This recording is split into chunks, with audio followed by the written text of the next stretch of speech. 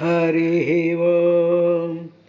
ఎని గుణంబులు కర్ణేంద్రియంబులు శోక దేహతాపంబులు తీరిపోవు. ఎని శుభాకారమిక్షింప కన్నులకఖిలాద్ధలభంబు కలుగుచుండు. ఎని చరణ సేవలే ప్రొద్దు చేసిన భువనోన్నతత్వంబు పొందగలుగు. ఎనీల సన్నామమే ప్రొద్దు భక్తితో తడివిన బంధ సంతతులు వాయు. అట్టి నీ అందున చిత్తమనవరతము నచ్చియున్నది నీ ఆననానలేదు. కరుణ జూడు ముఖం సారి ఖలవిదారి శ్రీయుతాకారమని నీ చిత్తచోర. ధన్యున్ లోకమనోభిరాము కుల విద్యారూపతరుణ్య సౌజన్య శ్రీబలదాన శౌర్య కరుణా సంశోభితం నిన్ను. ఏ కన్యలు కొరరు కొరదేమును రమాకాంతాలలామంబు రాజన్యానేక సింహన వలననే జన్మించనే మోహముల్. శ్రీయుతమూర్తివో పురుష సింహము పాలి సొమ్ము గోమాయువు కొరు చందమున మత్తుడు చైద్యుడు. నీ పదాంబుజధ్యాయిని అయిన నన్ను వడితా కొనిపోయదనంచు ఉన్నవాడు. ఆ అధమాధముండెరుగడద్భుతమైన భవత్ప్రతాపముల్. వ్రతముల్ దేవగురు ద్విజన్మ బుధ సేవల్ దాన ధర్మాదులన్ గత జన్మంబుల ఈశ్వరున్ హరిన్ జగత్ కళ్యాణు కాంక్షించి చేసి తినేనిన్. వసుదేవనందనుడు నా చిత్తేశుడౌగాక నిర్జితులై పొదురుగాక సంగరములో చేదీశ ముఖ్యాధముల్. అంకిలి చెప్పలేదు చతురంగ బలంబులతోడ నెల్లియో పంకజనాభ. నీవు శిశుపాల జరాసుతులంజయించి నా వంకకు వచ్చి రక్షస వివాహమునన్ భవదీయ శౌర్యము. ఏ అంకువశేషి కృష్ణ పురుషోత్తమ చేకొని పొమ్ము వచ్చదన్. కృష్ణ పురుషోత్తమ చేకొని పొమ్ము వచ్చదన్. ప్రాణేశని మంజు భాషలు వినలేని కర్ణరంధ్రంబుల కలిమియేల. పురుషరత్నమ నీవు భోగింపగాలేని తనులత వలని సౌందర్యమేల. భువన మోహన నిను పొడగానలాలేని చక్షురింద్రియముల సత్వమేల. దయితనీ అధరామృతం బనగాలేని జివ్వకు ఫలరస సిద్ధియేల. నిరజాతనయన నీ వనమాలికా గంధము అబ్బలేని ఘ్రాణమేల. ధన్యచరిత నీకు దాస్యంబు చేయని జన్మమేల ఎన్ని జన్మములకు. ధన్యచరిత నీకు దాస్యంబు చేయని జన్మమేల మాకు ఎన్ని జన్మములకు. హరి ఓం. శ్రీ గురుభ్యో నమః. బ్రహ్మోవాచ యశతే దేవానాం అంఘ్రిమూలం ఉపేయషాం విప్రాణాం సౌరభేయీణాం భూతానాం అప్యనాగసాం. ఆగస్కృద్భయకృద్దుష్కృదస్మద్రాద్ధవహరో అసురః అన్వేషన్న ప్రతిరథో లోకానటతి కంటకః. అంటూ బ్రహ్మదేవుడు శ్రీమన్నారాయణుడితో ఆ యుద్ధ భూమిలో హిరణ్యాక్ష ఆదిశర వరాహస్వామిని చూసి ఈ విధంగా ఆయన మొట్టమొదటిగా మాట్లాడడం ప్రారంభించాడు. ఎందుకు ఆయన అలా మాట్లాడడం ప్రారంభించాడు అనేటువంటి విషయాన్ని కానీ చూసినట్లయితే వాడు ఆసన్న సౌండీరం అపేత సాధ్వసం కృతప్రతీకారం ఆహార్య విక్రమం అనేటువంటి ఆ దైత్య లక్షణాలతో, అంటే చాలా ఉత్సాహంతోనూ ఏ విధమైనటువంటి భయం లేకుండా ప్రతీకార వాంఛతో రగిలిపోతూ ఏమాత్రం తగ్గనటువంటి అహార్య విక్రమం, తగ్గనటువంటి విక్రమంతో వాడు విజృంభిస్తూ ఉండేటప్పటికీ శ్రీహరి యొక్క యుద్ధం చాలా ఏదో డల్గాను, ఏదో కుర్రాడు కదా వీడిదో చేస్తున్నాడు అన్నట్టుగా కొంత చాలా క్యాజువల్గా కనిపించినప్పటికీ బ్రహ్మదేవుడికి ఆయనతో పాటు వచ్చినటువంటి సహస్రణీహి, ఆ సహస్రాది ఋషి గణాలు వీళ్ళందరూ కూడా చూస్తూ బ్రహ్మదేవుడు ఈ విధంగా అన్నాడు. ఏమన్నాడు అంటే, స్వామి వీడు యుద్ధం కావాలని విర్రబోయిపోతూ లోకాలన్నీ తిరుగుతున్నాడయ్యా. తరువాత నీ పాదాలను శరణజొచ్చినటువంటి దేవతలు, విప్రులు, గోవులు, నిరపరాధులు, సమస్త ప్రాణులకి వీడు హాని చేసేస్తూ ఉన్నాడు, భయపెట్టేస్తూ ఉన్నాడు, దుఃఖం కలిగించేస్తూ ఉన్నాడు. తరువాత తనకి సాటి లేనివాడు అనుకుని లోకకంటకుడై వీరులను వెతుక్కుంటూ అన్ని లోకాలను వీడు తిరుగుతున్నాడు అని 22, 23 శ్లోకాలలో ఆ బ్రహ్మదేవుడు అన్నటువంటి మాటల్ని మైత్రేయ మహర్షి విదురుడికి ఈ విధంగా చెప్పడం ప్రారంభించాడు. అంటూ చివరిగా ఏమన్నాడు అంటే, ఇలాగ వీడి బిహేవ్ చేయడానికి కారణం ఏమిటంటే, స్వామి నేను వాడికి వరాలు ఇచ్చాను అన్నాడు. ఏషతే దేవానాం అంఘ్రిమూలముపేయషాం, యశః వీడు, తే నీ యొక్క అంఘ్రిమూలం, నీ యొక్క పాదసేవనం చేసుకునేటువంటి దేవానాం దేవతలకి, విప్రాణాం విప్రులు అంటే బ్రాహ్మణులు, తర్వాత సౌరభేయీణాం గోవులు గోసంతానాలు, తర్వాత భూతానాం సమస్తమైనటువంటి భూతాలను శరణుజొచ్చినటువంటి వాళ్ళని, తర్వాత అనాగసాం ఏమీ అపరాధం చేయకుండా ఎవరి జీవితాలు వాళ్ళు మామూలుగా గడుపుకుంటూ ఉండేటువంటి నిరపరాధులను కూడా వీడు ఏం చేస్తున్నాడు అంటే, ఈ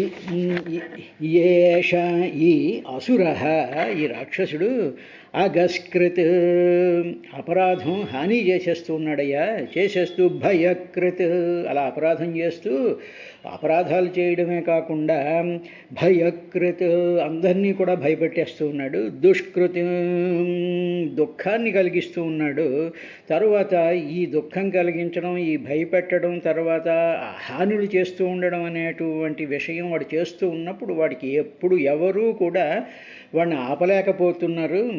అందువల్ల వాడు ఆ ప్రతిరథ, నాకు నేనే సాటి లేనటువంటి వాడిని, ఇంకా నా మాటకు ఎదురులేదు, నా రాజ్యాంగమే ఇక్కడ చెల్లుతుంది కాబట్టి ఆ ప్రతిరథ, తనకు తాను సాటి లేనటువంటి వాడు ఎవడూ లేడని, కంటక ముల్లులాగా అంటే లోకకంటకుడై అన్వేషాన్ లోకాన్ నటతి, మొత్తం లోకాలన్నీ ఇష్టం వచ్చినట్టు తిరుగుతూ ఎవడు నాతో యుద్ధానికి వస్తాడా అనేటువంటి విధానంతో వాడున్నాడు స్వామి అని చెప్పి అనేటప్పటికీ ఒకసారి వరాహస్వామి బ్రహ్మదేవుడి వైపుకి చూసి, ఏమయ్యా అన్నీ బాగానే చెప్తున్నావు, వాడేమో అపరాధం చేస్తున్నాడు అంటున్నావు, తర్వాత దేవతలకి, తర్వాత గోవులకి, తర్వాత నిరపరాధులకి, తర్వాత సర్వభూతాలకి, తర్వాత ఆ నిరపరాధులైనటువంటి వాళ్ళకి, వీళ్ళందరూ కూడా నా అంఘ్రిమూలాన్ని అంటే నా పాదమూలాన్ని శరణుజొచ్చినటువంటి వాళ్ళే అంటున్నావు. మరి అలాంటప్పుడు నా శరణుజొచ్చినటువంటి వాళ్ళని వీడు ఇంతగా చేస్తున్నాడు, మరి కారణం ఏమిటంటావు అన్నట్టు ఒక్కసారి బ్రహ్మదేవుడు వైపు మొహం చూసేటప్పటికీ ఆయన కొంచెం కలదించుకుని, అస్మద్రాద్వర, స్వామి వీడు ఇన్ని పనులు ఇలా చేయడానికి కారణం ఏమిటంటే నేను ఇచ్చినటువంటి వరాల వల్లే వీడి పని చేస్తున్నాడు అన్నారు. అంటే ఏమిటి, బ్రహ్మదేవుడు వాడికి వాడు బ్రహ్మాండంగా తపస్సు చేశాడు. తపస్సు చేసేటప్పటికి ఆ తపస్సు యొక్క ప్రభావం వల్ల చతుర్ముఖ బ్రహ్మలో ఉండేటువంటి వరాలనిచ్చేటువంటివి శక్తి ఏం చేసింది అంటే ఆ బ్రహ్మ రూపంలోకి ఎంతకి దిగేటప్పటికి వీడేమడిగాడు అంటే, నాకు సర్వ లోకాలని జయించేయాలి, నా ఇష్టం వచ్చినట్టు నేను బిహేవ్ చేయాలి అనేటువంటి ఆ రకరకాలైనటువంటి స్వార్థపూరితమైనటువంటి కోరికలు కోరేటప్పటికి బ్రహ్మదేవు గారు ఆయన ఏం చేశాడంటే, మెహర్బానీ కోసమనో మరొక దానికోసమని చెప్పేసి, సరే తథాస్తు నీకు ఇవన్నీ వచ్చేస్తాయి అన్నాడు. సో ఇప్పుడు పరమాత్మ ఆదిశూకర రూపంలో ఉండేటువంటి పరమాత్మ బ్రహ్మదేవుడు ఏం కంప్లైంట్ చేయడం మరి కంప్లైంట్కి మూల కారణం ఎవడు? మరి ఈయనేగా వరాలు ఇచ్చేశాడు. అస్మద్రాధ్వర, నేనిచ్చిన వరాల మూలంగా వీడి ఇష్టం వచ్చినట్టు చేసేస్తున్నాడయ్యా, నువ్వు రక్షించాలి అన్నట్టు వచ్చాడు. అంటే ఏమిటన్నమాట, మనమే ఏం చేస్తూ ఉంటామంటే మీ ఇష్టం వచ్చినట్టు చేసేసేయండి, మీకేం అడ్డు లేదు, మీ అది పోలీసులు కానీ ఐఏఎస్లు కానీ రాజకీయ నాయకులు కానీ సామాన్య ప్రజలకు కానీ వీళ్ళకి ఇచ్చే మీ ఇష్టం వచ్చినట్టు చేయండి, నేను చూసుకుంటాను అని వదిలేసాం అనుకోండి, తెగించినటువంటి ఆంబోతుల్లాగా గూండాల్లాగా రౌడీల్లాగా వాళ్ళు మొత్తం లోకాన్నంతటిని పీడించేసుకుంటూ ఉంటాడు.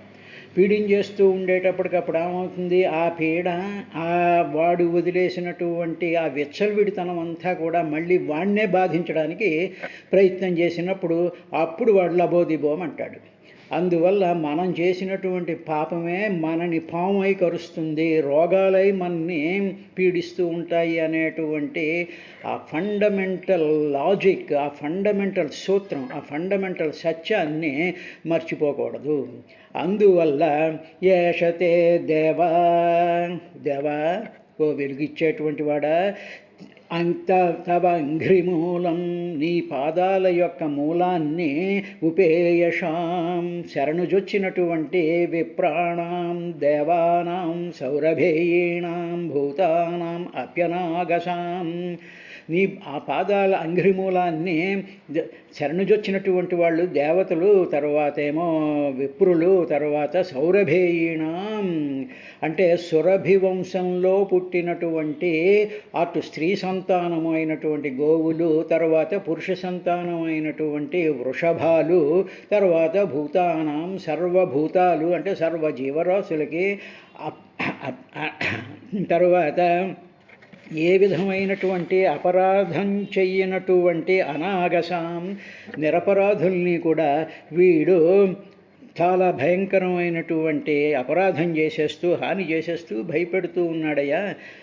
ఇదంతా దేనివల్ల జరిగిందంటే అస్మద్రాద్ధవర, నేనిచ్చినటువంటి వరాల వల్ల అని ఆయన తప్పు ఒప్పుకున్నాడు. ఇక్కడికి వచ్చేటప్పటికి ఒక చిన్న డౌట్ వస్తుంది. ఇక్కడ ఏమిటంటే అయిందంటే, బ్రహ్మదేవుడు ఏమని చెప్తున్నాడంటే పరమాత్మ ముందు, స్వామి నేను వీడికి వరాలు ఇచ్చేటప్పటికి ఆ వరాలని వీడు సక్రమంగా ఉపయోగించుకోకుండా మొత్తం అందరినీ బాధ పెట్టేస్తూ ఉన్నాడు.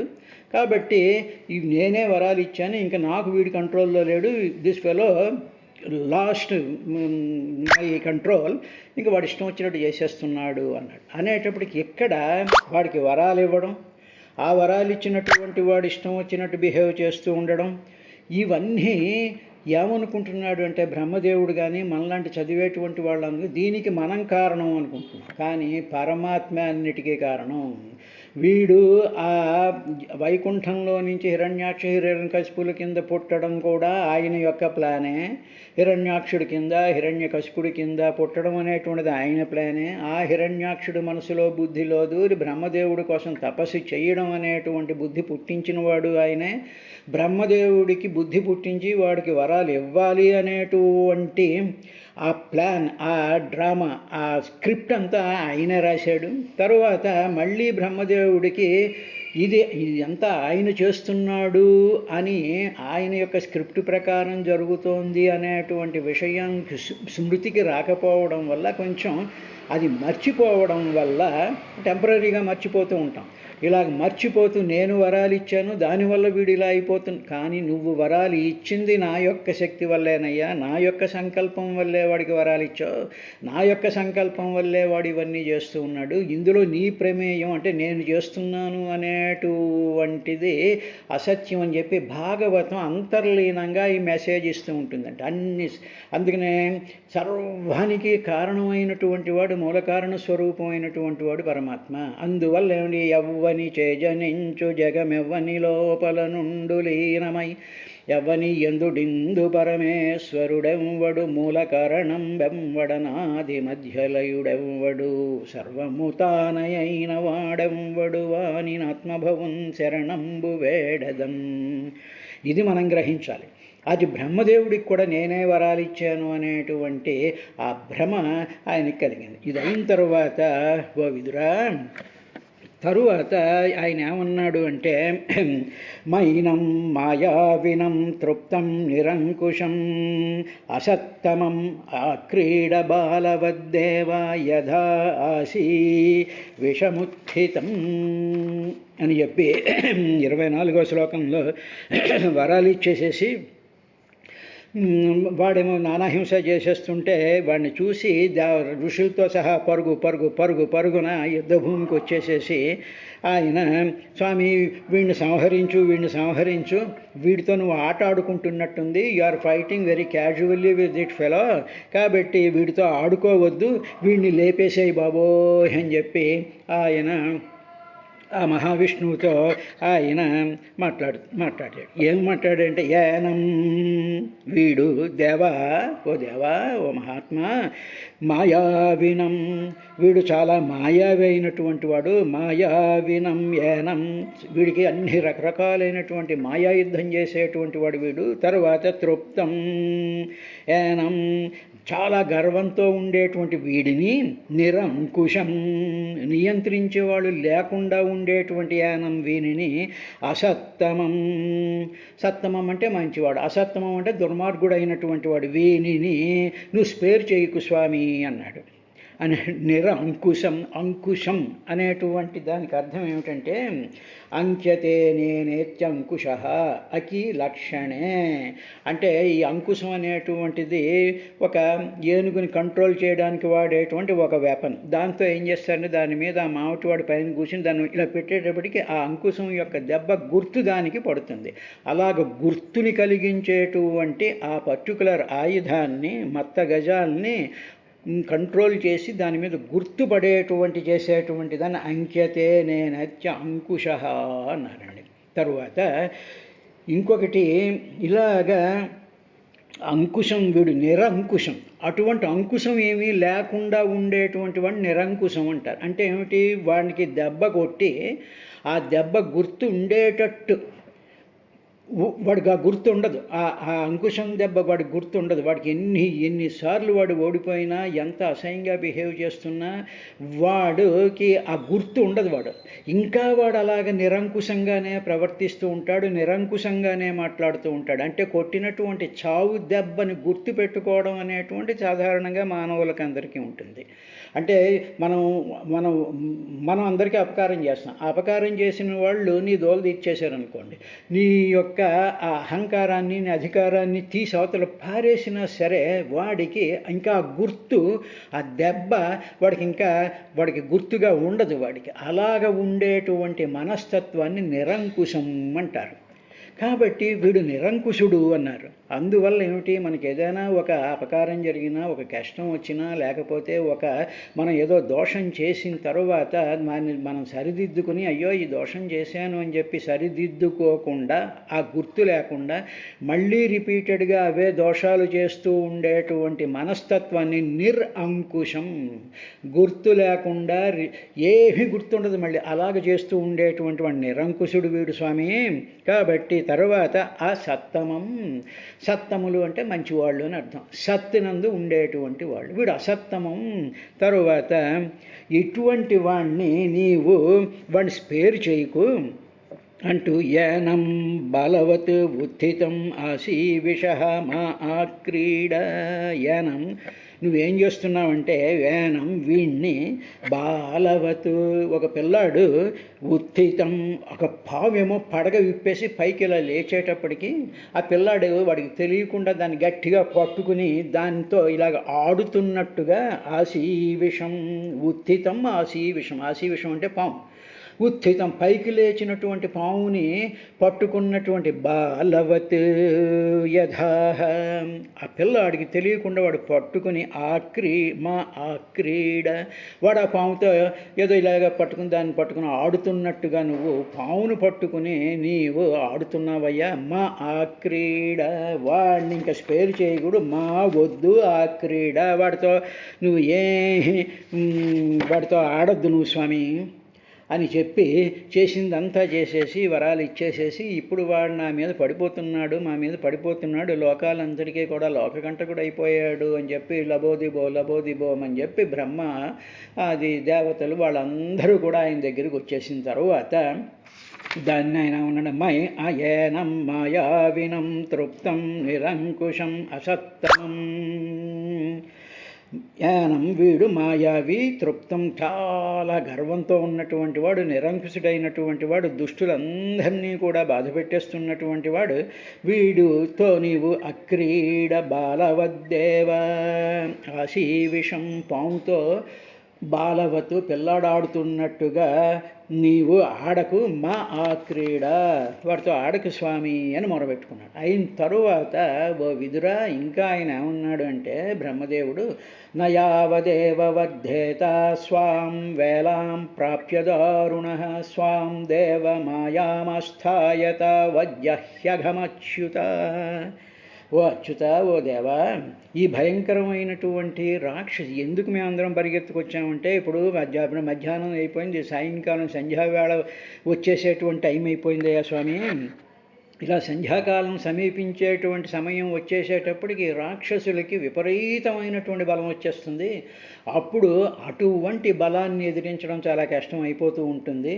కాబట్టి నీవు ఆ సంధ్యాకాలం వచ్చే లోపల వీడిని సంహరించు స్వామి అన్నట్టుగా ఆ కాలం యొక్క ఆ స్ఫురణని, ఆ కాలం యొక్క ఆ టైంని ఆయనకు ఒక్కసారి ఆదివరాహ స్వామికి ఆయన గుర్తు చేశాడు. నా యావదేవ వర్ధేత దేవ అచ్యుత. తర్వాత సర్వాత్మా సమస్తమైనటువంటి జీవులలోనూ అన్నిటిలోనూ కూడా ఆత్మస్వరూపంగా ఉండేటువంటి ఓ దేవ లోకఛంబట్కరీ, వీడు ఈ లోకాలన్నిటికీ లోకాలన్నిటికీ కూడా అది కాదు దేవ అచ్యుతౌ దారుణ యావత్ స్వాం. దేవ వీడు దేవ అచ్యుత వీడు దారుణ చాలా దారుణంగా, యావత్ ఎంతలో వాడు చాలా దారుణంగా అయిపోతాడు అంటే స్వాం వేలాం, వాడికి ఒక మంచి టైం వస్తుంది. వాడికి ప్రతి వాడికి ఓ టైం వస్తుంది కదా, బలం బాగా పెరిగేటువంటి టైం వచ్చేస్తుంది వాడికి. అంటే ఏమిటి, సంధ్యాకాలం వచ్చేస్తుంది, చీకట్లు పడిపోతూ ఉంటే వాడికి బలం బాగా పెరిగిపోతుంది. కాబట్టి స్వాం వేలాం తన కాలం వస్తుంది. అంటే చూసారా, మామూలుగా మనం ఏమంటామంటే మీకు రావాల్సిన కాలం వచ్చినప్పుడు మీరు బాగా వృద్ధి చెందుతారండి అంటూ ఉంటాం. చూసా, కావలసినటువంటి కాలం అన్నమాట. తన యొక్క వేలాం ప్రాప్య తనకు కావలసినటువంటి కాలం వచ్చేసేటప్పటికి అప్పుడు వాడు వర్ధతే చాలా పెరిగిపోతాడు, చాలా బలం విపరీతంగా ప్రాప్య వాడు పొందేస్తూ ఉంటాడయ్యా. కాబట్టి అందువల్ల నీవు అంతలోనే అంటే ఆ సంధ్యాకాలం వచ్చే లోపలే స్వాం మాయా ఆస్థాయ అఘం జహే. స్వామి నీకు నమస్కారం చెప్పి వాడు చెప్తున్నాం ఏమిటంటే స్వాం నీ యొక్క నీ మాయాశక్తిని ఆస్థాయ ప్రకటించి తావతే వీడి యొక్క అఘం ఈ పాపాన్ని లేకపోతే ఈ పాపిని జహి సంహరించేశాయి అన్నాడు. ఇక్కడ బ్రహ్మదేవుడు మనం పట్టుకోవాల్సినటువంటి పాయింట్ని ఒకటి చెప్పాడు. ఏమిటంటే స్వాం మాయా ఆస్థాయ, స్వామి నీ యొక్క మాయాశక్తిని ప్రకటించి అఘం ఈ పాపిష్టివాడిని జహి సంహరించు అన్నాడు. ఏమయ్యా నువ్వే సంహరించవచ్చు కదా, నువ్వు సంహరించు అనకుండా స్వాం దేవా మాయా ఆస్థాయ నీ యొక్క మాయను ప్రకటించు అన్నాడు. అంటే ఇప్పుడు జాగ్రత్తగా మనం అర్థం చేసుకోవాల్సినటువంటి హయ్యెస్ట్ ఉపనిషత్తిక్ ఫిలాసఫీ ఏమిటండి అంటే పరమాత్మ సత్యం జ్ఞానం అనంతం నిత్యం బుద్ధం శుద్ధం ముక్తమైనటువంటి వాడు, సర్వవ్యాపకమైనటువంటి వాడు, నిర్గుణుడైనటువంటి వాడు, నిరంజనుడైనటువంటి వాడు, ఇలా ఉంటాడు ఆయన. ఇలా ఉండేటువంటి శుద్ధ సాత్విక స్వరూపంలో ఏమిటున్నాయంటే 3 రకాలైనటువంటి ఆ ఎంటిటీకి 3 రకాలైనటువంటి ప్రాబ్లమ్స్ ఉన్నాయి 3 శక్తులు ఉన్నాయి. ఏమిటంటే ఒకటి ఈశ్వర, అన్నిటినీ కంట్రోల్ చేసేటువంటి వాడు, మహత్తరమైనటువంటి త్రిగుణాత్మకం, తరువాత కాలం. ఈ మూడిటి యొక్క కాంబినేషన్ని మాయాశక్తి అంటారు. That is the energy embedded in that system. ఇప్పుడు మానవుడు ఉన్నాడు అనుకోండి, మనిషి ఉన్నాడు అంటే మనిషి మామూలుగా ఉంటాడు, రక్తం ఎముకలు ఇవన్నీ ఉంటాయి. కానీ ఆ మానవుడిలో కానీ ఆ ప్రాణిలో కానీ ఒక ఫోర్స్, ఒక ఎనర్జీ, ఒక శక్తి ఉంటుంది. అందువల్ల ఆ శక్తి is different, the structure is different.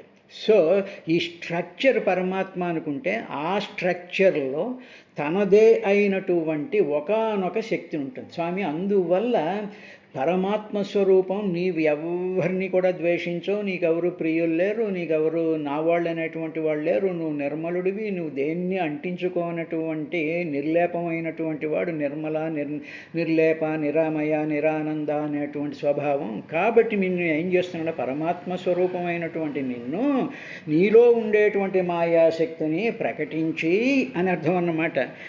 కాబట్టి స్వమాయా స్థాయాఘం జహి, నీ మాయాశక్తితో వీడిని సంహరించు స్వామి అని చెప్పి 18వ అధ్యాయం యొక్క చివరి శ్లోకం 26వ శ్లోకంతో మనకి 18వ అధ్యాయం ముగియబోతోంది. ఆ శ్లోకం ఏమిటంటే, ఏషా ఘోరతమా సంధ్యా లోకచ్ఛంబట్కరీ ప్రభో ఉపసర్పతి సర్వాత్మాన్ సురాణాం జయమావహ. ప్రభు సర్వాత్మన్న అందరిలోనూ ఉండేటువంటి ఓ పరమాత్మ, ఓ ప్రభో, లోక చంభట్కరి, ఈ లోకాలన్నిటినీ వినాశనం చేసేటువంటి వాడికి ఏష, ఈ సంధ్యాకాలం వచ్చేస్తుంది, ఉపసర్పతి, తల దగ్గరగా వచ్చేస్తుంది, అప్పుడే టైం అయిపోతుంది. కాబట్టి సురాణం జయం ఆవహ, ఈ సమస్తమైనటువంటి సురలకి, సమస్తమైనటువంటి లోకాలకి సురాణం జయం, ఈ సురులందరికీ జయాన్ని ఆవహ కలిగించు స్వామి అని చెప్పి ఋషి సహితుడైనటువంటి బ్రహ్మదేవుడి యొక్క ప్రార్థనతో ఈ 18వ అధ్యాయం అయింది. రేపటి కార్యక్రమంలో ఏం జరిగిందో చూద్దాం.